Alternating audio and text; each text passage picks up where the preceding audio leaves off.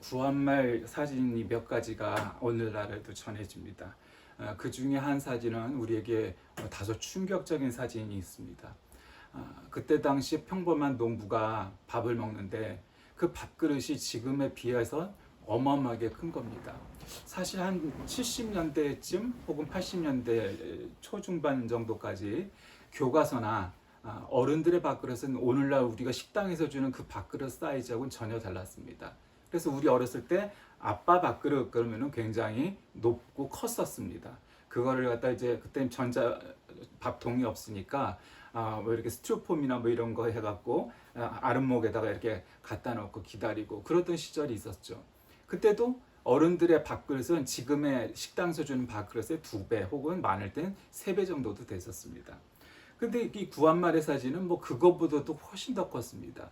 그래서 뭐 일본 사람이나 한국에 들어왔던 외국인들, 뭐 주로 선교사들이지만 한국 사람들은 대식가다. 한국 사람들 정말 밥을 많이 먹는다. 뭐 보통 이랬습니다. 간식으로 먹는 참외를 뭐 5-6개씩 먹고 뭐 그랬었답니다. 그러니까 어쨌든 그때는 굶주린 시절이었고 가난했고 먹을 것도 많지 않았고 뭐 반찬이나 고기나 이런 여러 가지가 많이 없었으니까 일단 밥을 많이 먹는 걸로 배를 채워야 했던 그런 시절이기도 했지만 어쨌든 오늘날 한국 사람들이 일본 사람들에 비해서 키와 몸무게가 큰 것도 뭐 원래 북방계여서 그런 것도 있겠지만 단백질이나 이 음식원의 공급원들이 좋아서 뭐 그런다라는 소리도 있습니다. 그런데 이 선교사들이 들어와 보니 한국 사람들이 밥만 그렇게 많이 먹는 게 아니라 또 술도 너무 많이 먹는 겁니다. 그래서 한번 먹으면 너무 많이 먹으니까 이 보수적인 아주 극우적인 그런 노선을 타고 있던 선교사들이 주류를 이루었었기 때문에 이 세대주의 신학을 따르고 있는 선교사들이 아예 이 술을 갖다가 금지해 버리는 마시지 마라. 너희들은 주체를 못한다. 이렇게 즐기질 못하고 뭐 그래서 결국 한국 교회는 오늘날까지도 마치 금기시되는 그러나 뭐 실제로 뭐 신실한 그리스도인이라고 말하는 연예인들도 나와서 보면 뭐 많이 마시고 하는 것들이 이제는 공공연하게 나오긴 하지만 어쨌든 아직도 터부시되는 뭐 이제 그런 것들이 있죠. 내가 만일 하나님의 아들이거든 오리겐이나 이그나티우스나 뭐 이런 교부들은 마귀가 예수님이 진짜 하나님이라는 사실을 몰랐거나 의심해서 한 말이다. 뭐 이렇게 표현을 합니다. 어쨌든 이게 진짜 하나님이심을 그가 알았다면 마귀가 결코 시험을 하지 않았을 것이기 때문이라는 거죠. 그러나 이러한 견해는 오늘날 일반적으로 받아들여지지 않습니다. 왜냐하면 거기엔 조건문 A라는 단어가 들어가는데 이건 동사의 직설법과 같이 그 조건이 사실이 참된 것을 뜻하기 때문에 이미 알고 있었음에도 그렇게 시험했다라고 우리는 알려지고 있습니다. 오늘 이 4장과 11장의 말씀은 대비되는 거죠. 그러니까 4장의 말씀은 마귀가 사탄이 예수님에게 금식을 하는데 와서 시험을 하죠. 오늘은 이제 자세히 나오지 않고 이제 딱 떡으로만 살 것이 아니다. 그렇지만 이제 또 높은 곳에서 떨어져라 뭐 여러 가지를 시키면서 금식을 막 방해하려죠. 우리가 보통 성결 혹은 성화, 뭐 경건, 뭐 영성 뭐 이런 단어들이 비슷비슷하게 두루두루 쓰이는데 우리가 이제 성결이 뭐냐 뭐 얘기했을 때 여러 가지 견해가 있을 수 있죠. 하나는 이렇게 금식 기도도 하고 착한 일도 많이 하고 예수님처럼 이런 고결한 모습을 보여주는 것이 성결의 모습이다. 그 모습은 정답입니다. 당연히 믿음이 깊은 사람들은 그렇게 하죠.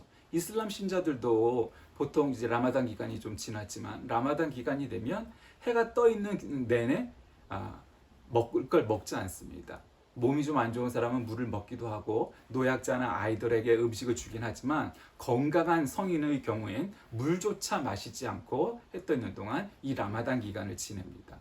그렇듯 어느 종교든 그 종교의 신심을 혹은 신앙을 믿음을 보이기 위해서 증명하기 위해서 아니면 또 그것을 실천하기 위해서 뭐 어떻게 표현하든 간에 그렇게 금식을 하는 것이 사실입니다.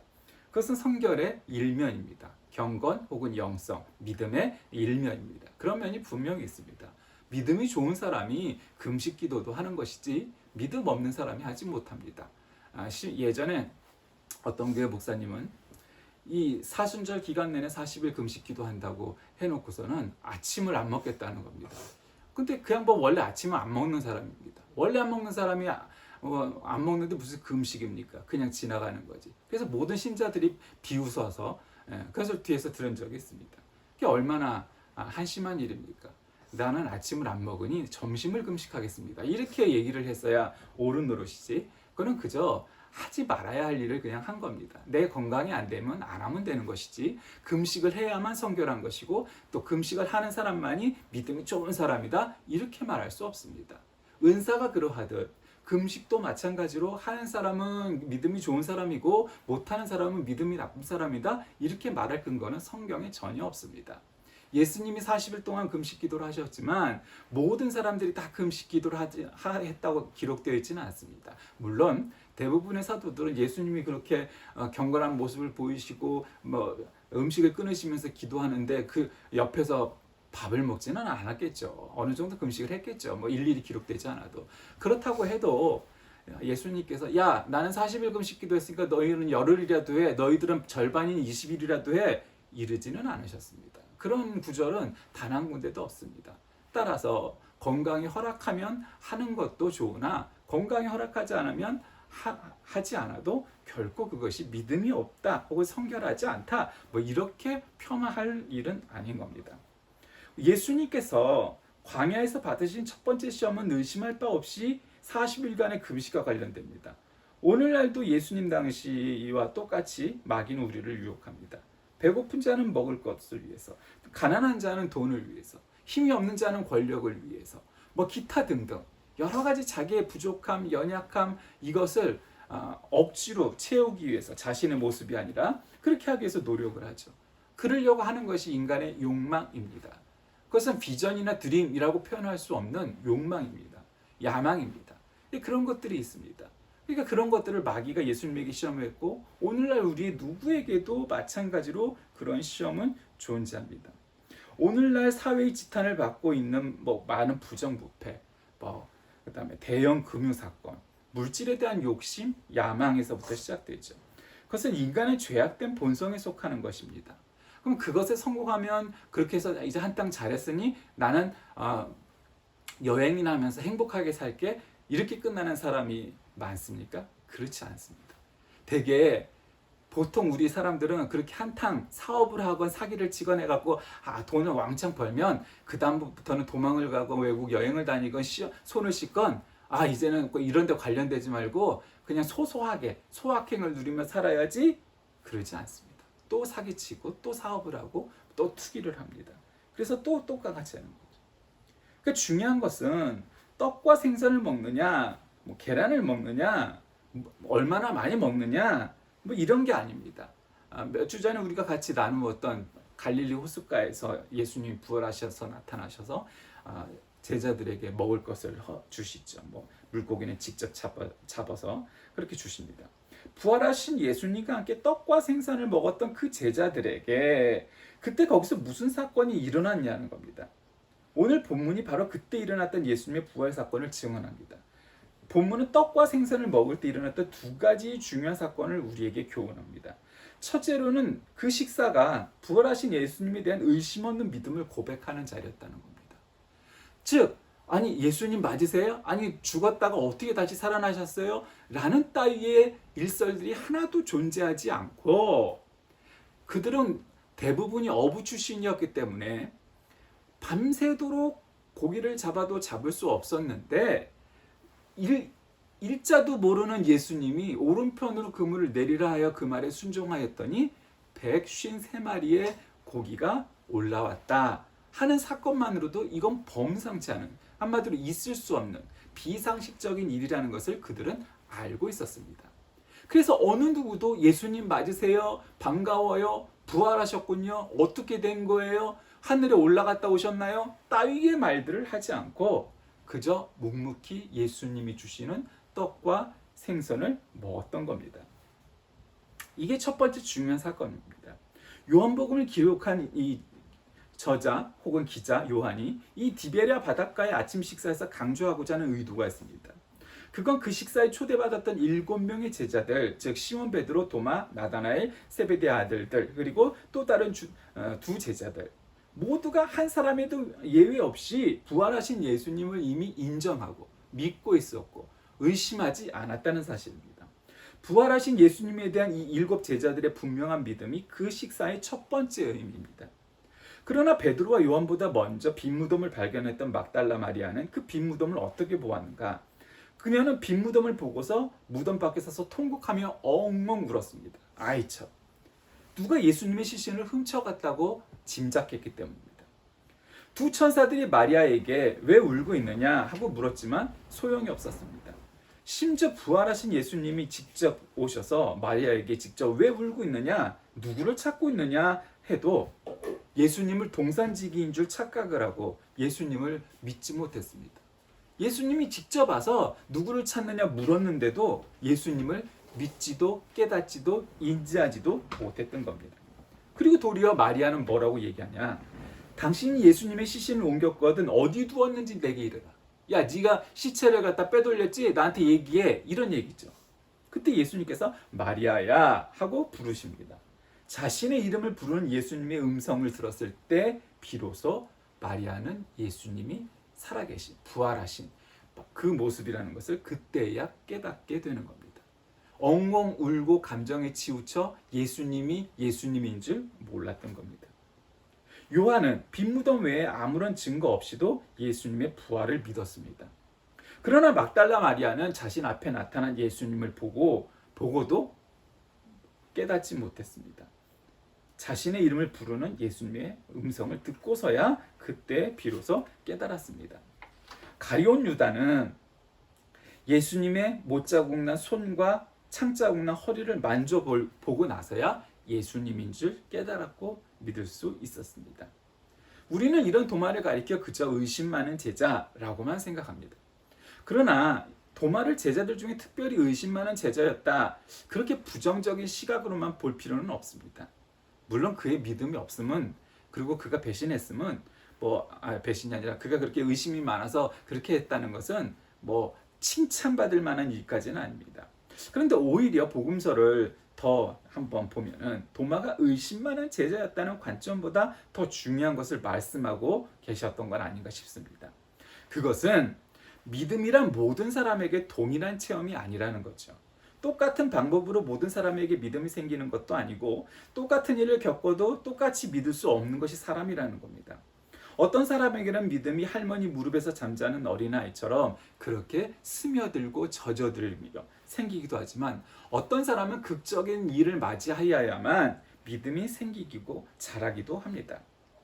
어떤 사람은 언제 믿게 되었는지도 모르는 부지불식간에 그렇게 믿음이 생기는 사람도 있고 죽을 병에 걸렸다가 드라마틱하게 반전으로 살아나서 믿는 사람도 생긴다는 겁니다. 둘째로 그 식사는 부활하신 예수님을 믿는 믿음에서 보다 더 깊은 천인격적인 사랑을 고백하는 자리라고 봐야 됩니다. 7 제자들은 예수님께서 직접 떼어주시는 떡과 구워주시는 생선으로 아주 거나한 아침 식사를 마칩니다. 그때 그 아침 식사의 분위기는 수다를 떨면서 정말 생선 신선하고 맛있다 이렇게 먹을 만한 자리의 분위기는 아니었다는 것을 우리는 알 수 있습니다. 그러나 예수님과 함께한 그들의 식사가 얼마나 감격적이었겠습니까? 죽은 줄 알았던 예수님이 다시 살아오신 데다가 이 보통 사람은 못했던, 우리가 기존에 봐왔던 예수님의 능력이 못 잡던 물고기도 잡게 하고 그것을 직접 구워서 우리에게 먹을 것을 주시네. 우리는 죽을 때까지 먹을 걱정 없겠다. 이런 생각에서부터 어쨌든 긍정적인 생각, 그다음에 인간적인 소소한 욕심, 기타 등등 5만 가지 생각에 이들은 말조차 꺼내지 않고 먹을 것에 집중했다는 겁니다. 그런 식사가 끝났을 때 예수님은 7 중 하나인 이 시몬 베드로에게 질문을 하십니다. 요한의 아들 시몬아, 내가 이 사람들이 나를 사랑하는 것보다 더 나를 사랑하느냐? 이에 주님, 아신 바와 같이 저는 주님을 사랑합니다. 계속 3번씩 물으시죠.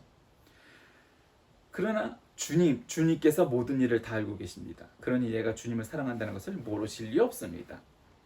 거듭되는 주님의 질문과 이 베드로의 좀 짧은 생각의 답변이 우리에게 증거하는 것은 무엇입니까? 여기서 저와 여러분들을 대하시는 주님의 마음이 바로 그와 같다는 거죠. 주님의 마음이란 건 무엇입니까? 저와 여러분이 있는 모습 그대로 사랑하시고 받아주신다라는 겁니다. 그러나 그냥 그대로 두시지 않고 진정으로 변화되기를 기대하십니다. 우리는 예수님의 공생애를, 주님의 삶을 새로운 관점에서 다시 볼 필요가 있습니다. 우리가 아는 대로 예수님은 머리 둘 곳 없는 방랑자의 삶, 나그네의 삶을 사셨습니다. 때로는 머리 누일 곳도 없이 혹은 이슬을 맞아가며 밖에서 자고 먹고 하는 그런 삶이었습니다. 그런데 복음서의 내면을 읽어보면 또 다른 모습의 예수님을 발견하게 됩니다. 예수님은 그렇게 고생을 하는 나그네의 삶을 살았지만 때로 호의를 베풀고 또 때로는 그분을 전적으로 믿어서 식사에 초대하시는 그러한 사람들을 만났을 때 예수님은 언제나 잘 잡수는 분으로 나타납니다. 예수님은 머물 집도 먹을 것도 변변치 않고 옷도 변변치 않았어. 늘 돌아다니시는 그런 분이었는데 스스로 먹을 것을 장만하고 혹은 사업을 하고 장사를 할 형편도 아니었습니다. 그래서 오히려 남들이 마련한 자리에 참석하는 것을 즐기셨습니다. 이 방면에서는 어지간히 소문난 분이셨던 것 같습니다. 먹고 마시는 곳마다 거기 가면 예수님이 계셨고 몇 날 몇 시 어느 마을 동네에 잔치가 있다 하면 의례 거기에는 예수님이 계셨던 겁니다. 하나님의 나라가 식탁에서 임하는 이유, 성만찬을 통하여서 떡과 포도주가 예수님의 살과 피가 된다라는 그 신비의 체험은 바로 예수님께서 식탁을 중시하셨고 또 좋아하셨다는 것을 우리는 깨닫게 됩니다. 그때 그 잔치 참여자들 중에는 예수님을 부정적으로 비판적으로 비난하는 사람들이 있었습니다. 헬라어 성경에는 파고스와 오이누포테스라고 기록된 말인데 제가 이 구절 때문에 일부러 찾아볼 수 있는 성경을 다 찾아봤습니다. 우리가 주로 쓰는 개역 한글판이나 개역 개정판에는 먹기를 탐하고 포도주를 즐기는 사람이라고 기록되어 있습니다. 표준 세번역 성경은 먹기를 탐하는 자요 포도주를 즐기는 자. 세번역은 마구 먹어대는 자요 포도주를 마시는 자. 또 조금 독특한 한글 킹제임스 성경은 탐식하는 자요 술을 즐기는 자며 또 한글 킹제임스 흠정역은 음식을 탐하는 자요 포도즙을 많이 마시는 자. 또 최근 현대어 성경 개통인 우리말 성경은 먹고 마시기를 좋아하는 사람. 현대인의 성경은 먹고 마시기를 좋아하는 사람 비슷하죠. 또 현대어 성경은 먹기를 탐하고 마시기를 좋아하는 사람 이렇게 번역이 되어 있습니다. 그런데 가톨릭이 쓰는 공동번역은 우리 개신교와 같이 번역했던 그 첫 번째 공동번역은 즐겨 먹고 마시며로 되어 있고 공동번역 또 개정판이 2000 몇 년도인가요? 한 10년 정도 넘은 것 같은데 그 공동번역 개정판에는 아주 우리가 조금 받아들이기 쉽지 않은 표현이 됐습니다. 이 구절을 어떻게 파고스와 오이노포테스를 번역했냐면 먹보요 술꾼이라고 기록되어 있습니다. 어떤 성경이든 먹고 마시기를 즐겨하는 자 굉장히 완곡한 표현이고 먹보요 술꾼이라고 번역한 성경은 굉장히 노골적인 표현입니다. 어쨌든 이 파고스와 오이노포테스를 번역한 말들은 그렇게 우리말 성경은 대체로 번역이 되어 있습니다. 어떻게 번역되었든 간에 이 말은 대단히 비판적이고 모욕적인 언사입니다. 중요한 것은 예수님이 늘 참석하셨던 그 잔치자리에 주로 주인공들이 누가 참석했느냐 하는 점입니다. 그들이 누구냐면 그들이 비판했다시피 세리와 죄인이었습니다. 어찌하여 세리들과 죄인들과 함께 먹는가 하며 비난을 했던 겁니다. 예수님이 비판받고 비난받으셨던 것처럼 늘 세리와 죄인들의 친구로 사셨습니다. 당시 유대 사회의 죄인들이었던 나병 환자, 장애인, 이방인들, 사마리아인, 로마의 세리들, 그 다음에 천한 여인들 이들과 함께 식탁에 앉아 먹으셨다는 겁니다. 그리고 마시셨다는 겁니다. 그러면서 예수님 말씀합니다. 내가 진실로 너희에게 이르노니 세리와 창기들이 너희보다 먼저 하나님의 나라에 들어가리라 말씀하셨습니다. 이것은 무슨 뜻입니까? 예수님께는 열외 차별 버림받은 그런 종류의 사람은 하나도 없다는 겁니다. 인종 때문에, 종교 때문에, 사상 때문에, 학위 때문에, 또 재산 때문에, 뭐 기타 등등 어떠한 이유로도 차별받거나 버림받을 만한 사람이 예수님에겐 없다. 있는 그대로를 받아주시는 분이다. 연약함과 허물과 제약을 그대로 용납하신다라는 거죠. 한 마리의 양이라고 해서 소홀히 버림받는 법은 없다. 집 나간 둘째 아들, 버림받은 탕자가 되는 것이 아니다. 하나의 드라크마라고 해서 소홀히 여기는 법도 없다. 다시 말하면 예수님께는 버림받는 인간이 하나도 없다라는 겁니다. 수준 낮은 베드로를 깨우치기 위해 3번씩이나 똑같은 질문을 하시면서 끝끝내 변화시키고 가르치시기를 포기하고 그 당시에는 그에게 직접 있는 그대로를 받아주셨던 것처럼 죄인과 세리, 모든 창기에 이르기까지 모든 종류의 사람들을 그렇게 받아주신다는 겁니다. 여러분 중 그 어느 한 분도 주님이 포기한 분은 없습니다. 버림받을 사람도 없습니다. 우리의 있는 모습 그대로 받으시고 사랑하실 겁니다. 주님은 저와 여러분이 주님의 그 사랑 안에서 주님을 사랑하는 자로 변화되기만을 기다리시는 겁니다. 부활하신 주님이 디베랴 바닷가에서 친히 베푸신 떡과 숯불에 구운 생선을 주시는 그 식탁에 초대된 베드로와 그 제자들의 모습, 거기에 대한 기대는 지금 현재의 베드로, 그 모습 그대로가 아닙니다. 삶의 우선순위가 주님께만 있는 사람으로 변화입니다.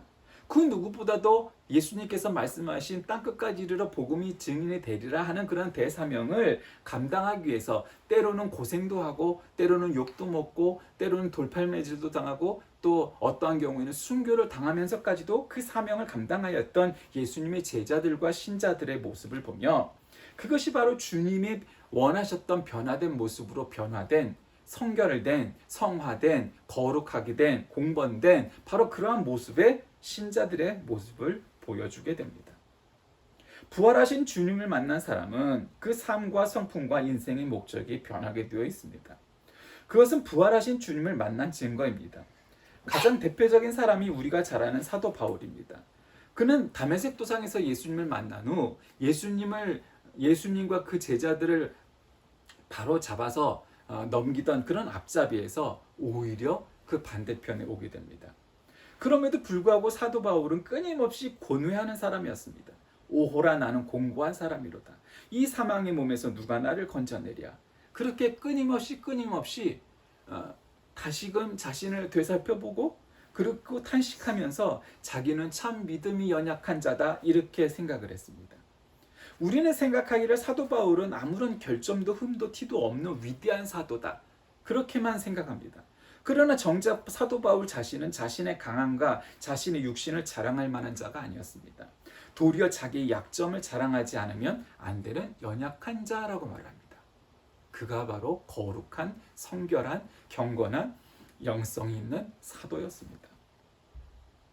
그는 자기가 쓴 편지글에도 미치지 못하는 성품을 지닌 연약한 자라고 말합니다. 고린도전서 13장에서 정말 주옥과 같은 사랑 노래를 고백을 하지만 그는 누구보다 화를 잘 내는 사람이었고 자기에게 못마땅한 자들에게 비판하기를 서슴지 않았고 로마의 교인들에게 축복하고 저주하지 말라 가르쳤지만 갈라디아 교인들에게 아이고 이 멍청한 갈라디아 사람아 하면서 하는 말도 얼마든지 많이 했습니다.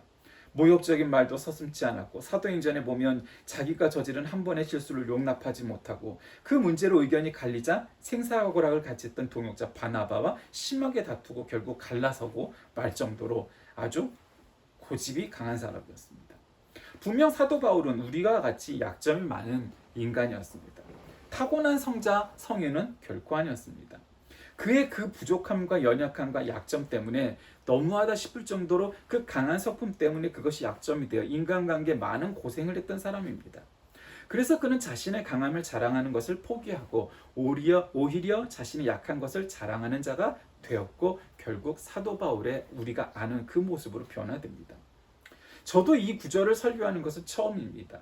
남들이 설교하는 것도 잘 들어보지 못했습니다. 이 두 구절은 상당히 대조적인 성경의 구절들입니다.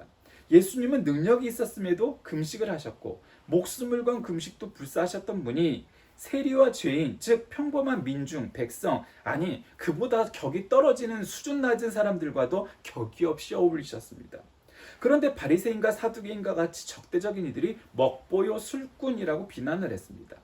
믿음이 연약한 이들은 시험에 들 수도 있지만 이 모순적인 내용이 그대로 성경에 기록되어 있는 것만으로도 성경과 예수님의 진위 혹은 진실성이 빛납니다. 성결이 무엇입니까? 예수님처럼 사는 것 아닙니까?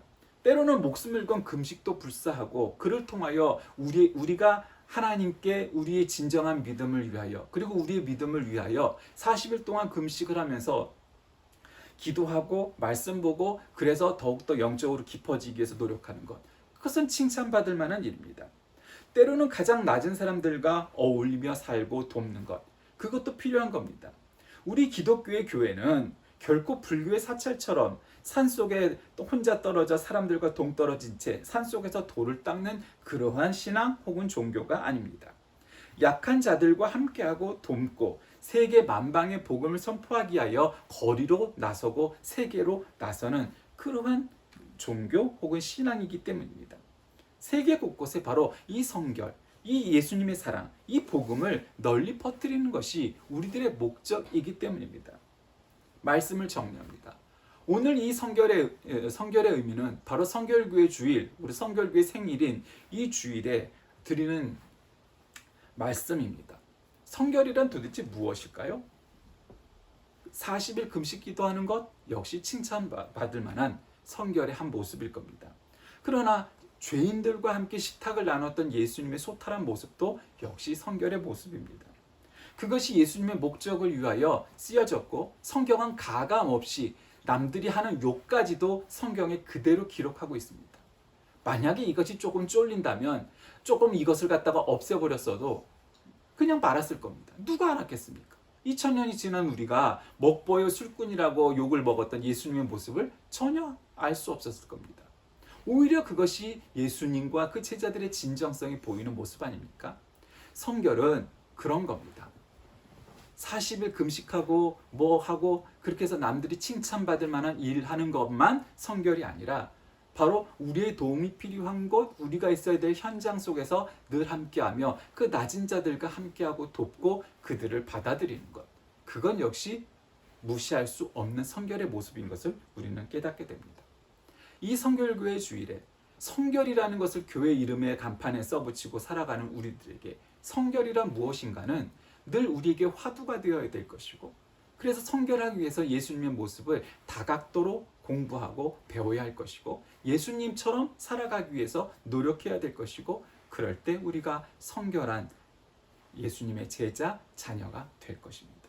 우리 모두 성결하여 예수님처럼 살아가는 저와 여러분이 다 되시길 주의 이름으로 간절히 기도합니다.